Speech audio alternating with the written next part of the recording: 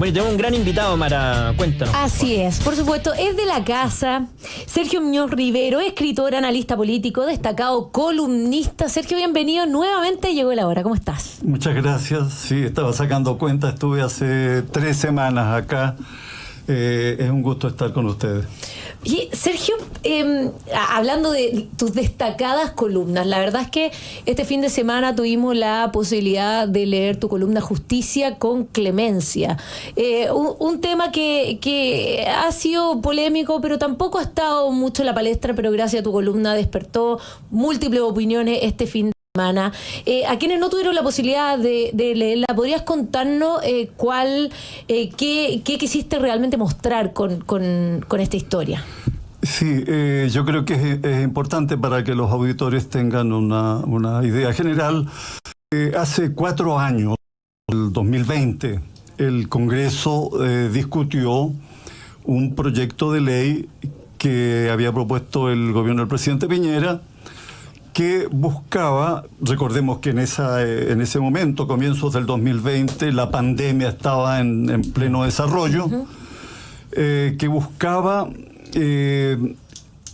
reemplazar las penas privativas de libertad para un conjunto de presos por la reclusión domiciliaria. Es decir, seguían cumpliendo la condena, pero con prisión en las casas.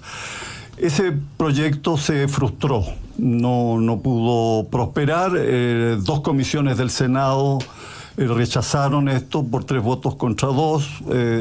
La mayoría opositora se opuso a esto.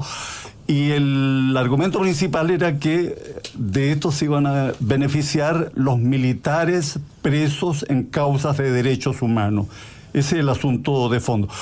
Porque los detenidos comunes, digamos, pueden apelar a medidas de indulto con mayor facilidad. Aquí el problema eran los militares presos.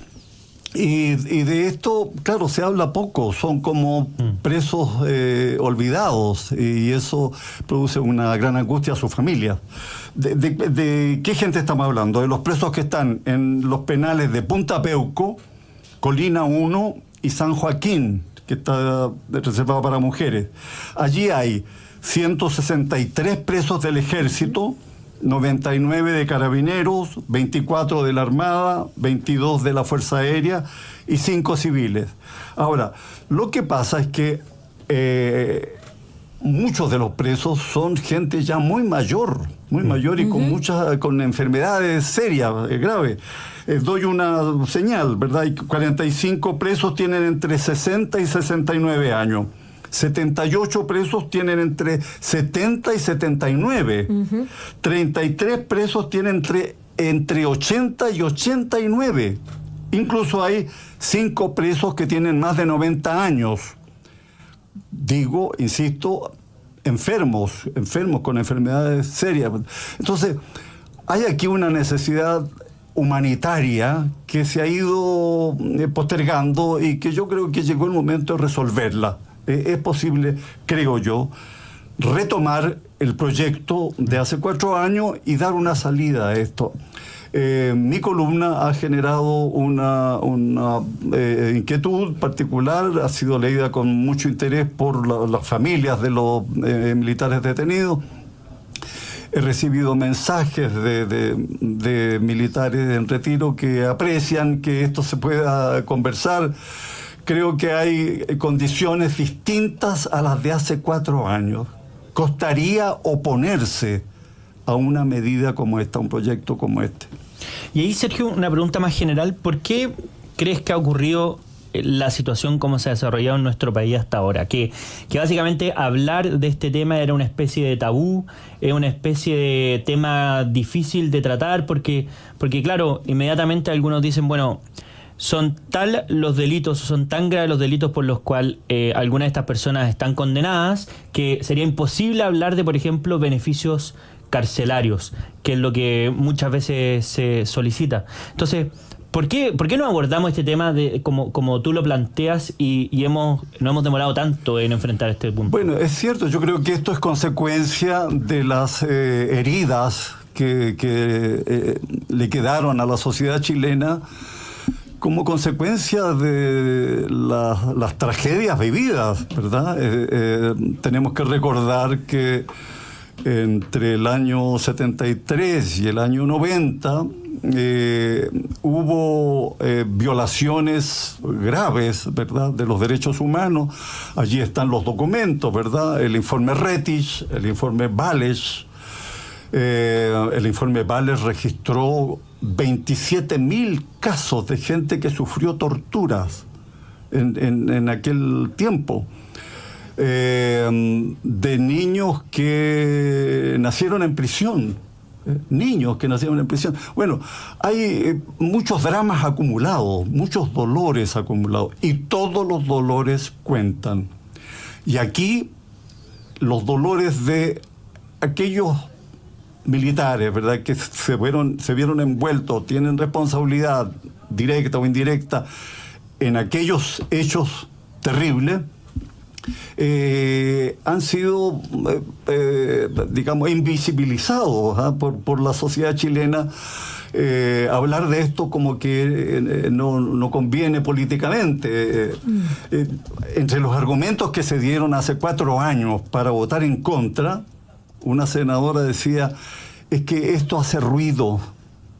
No voy a dar el nombre de la senadora por razones piadosas, ¿ya? Hace ruido.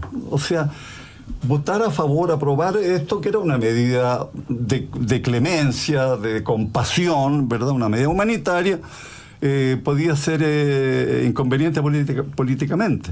Entonces, yo creo que nos hace mal guardar silencio sobre estas cosas. Mejor enfrentarlos, discutirlos seriamente. La justicia no se puede confundir con venganza. ¿Ya? La clemencia es parte del patrimonio de la humanidad, ¿verdad? Del patrimonio humanista. Y por lo tanto tenemos que considerar esto en este momento. Creo que hay mejores condiciones para que esto se comprenda bien y se resuelva.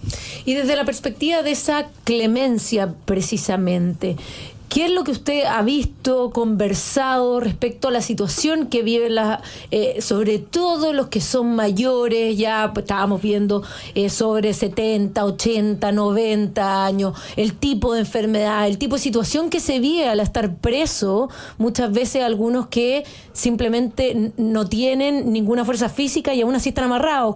¿Qué es lo que usted ha visto que cree que es necesario de superar? Mira, te contaba antes del programa, ¿verdad?, una carta que recibí de 6 hijas de militares presos y que me conmovió profundamente, porque allí está descrito este drama.